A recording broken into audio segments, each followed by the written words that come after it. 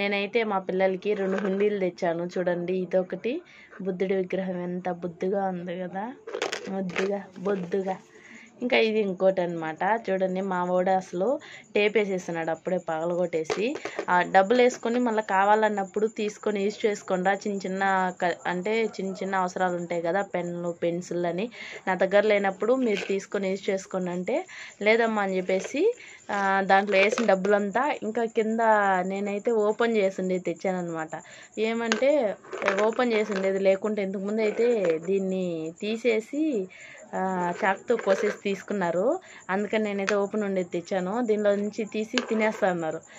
ఆ విధంగా తినకూడదురా, మళ్ళీ అవసరమైనప్పుడే యూజ్ చేయాలంటే అమ్మ వేసుకునేది ఎందుకు, మళ్ళీ కావాలన్నప్పుడు తీసుకోవడానికే కదా, కాబట్టి ఇప్పుడు కావాలి నాకు తినేదానికి, కాబట్టి నేను ఇప్పుడు తీసుకొని తినేస్తాను అని చెప్పేసి మా వాడైతే తినేస్తాడు. మా పాప అయితే యూజ్ చేసుకుంటుంది అనమాట.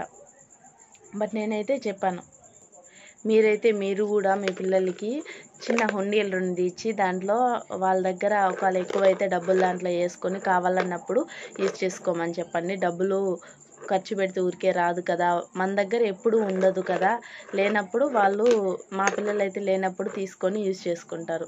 ఇక మీకు ఈ బుద్ధుని విగ్రహం చిన్న హుండీ నచ్చినట్టయితే ఒక చిన్న లైక్ చేయండి, కమెంట్ చేయండి మీరేమనుకుంటున్నారో. మీరు హుండీలో దాచి పెడతారా డబ్బులు అనేది చెప్పండి నాకైతే. ఇక సబ్స్క్రైబ్ చేసుకుని మన ఛానల్ని. బాయ్.